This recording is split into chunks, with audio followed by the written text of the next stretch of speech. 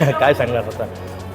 कसं आहे, 1934 साली म्हणजे इथे हजर असलेल्यांपैकी एकाचाही त्यावेळी जन्म झालेला नव्हता. अशा त्या काळात हा सुरू झालेला पेपर, त्यावेळेस त्यांनी त्याचं नाव नवभारत असं ठेवलं.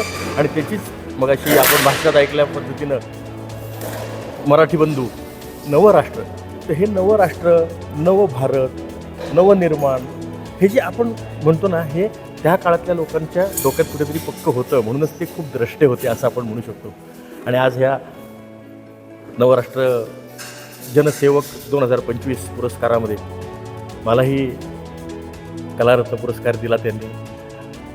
आणि घरच्या म्हणजे शाळेत एखादा मुलगा असतो नाही का, त्याला निबंध स्पर्धेत पहिलं बक्षीस मिळतं वर्गात, आणि काहीतरी बक्षीस काहीतरी एक 5 रुपयाचं पेन किंवा एखादी वही मिळालेली असते, आणि त्यांनी लिहिलेला निबंध असं सगळं त्या बाई किंवा सर लोकांना दाखवतात. हा आम्ही शाळेत असलेला ते अनुभव आहे.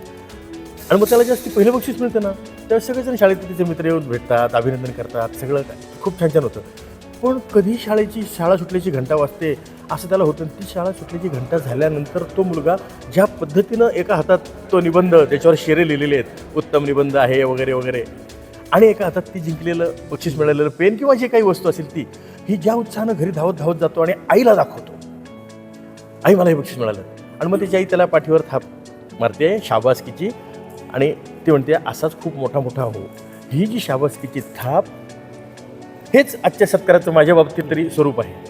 माझ्याच घरात, माझ्याच गावात, माझ्याच गावातल्या लोकांनी माझं कौतुक केलं, ही खूप मोठी गोष्ट आहे. कारण जनरली म्हणजे असं जुने लोक सांगतात किंवा आजही सांगतात की पिकतं तिथे विकत नाही. पण ह्याला मी थोडासा अपवाद आहे.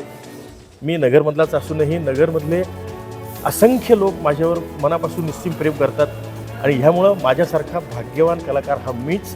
नवराष्ट्र ह्या दैनिकानं माझ्या ह्या कामाची दखल घेतली आणि मी कार्यक्रमाला हजर होतो. वेगवेगळ्या क्षेत्रात चांगली चांगली कामगिरी केलेल्या सगळ्या व्यक्तींचा त्यांनी सन्मान केला. नवराष्ट्राची ही जी कामाची पद्धत आहे, ही माझ्या दृष्टीनं मी म्हणतो की समाजाला एक नवी दृष्टी देऊ शकते नक्कीच. त्यामुळं या अशा कार्यक्रमातून लोकांनाही, ऐकणाऱ्यांना, वाचणाऱ्यांना, सगळ्यांनाच काहीतरी एक नवीन चैतन्य मिळेल, नवीन कामाची उभारी मिळेल, याबद्दल माझ्या मनात काहीच शंका नाही. Yes, thank you.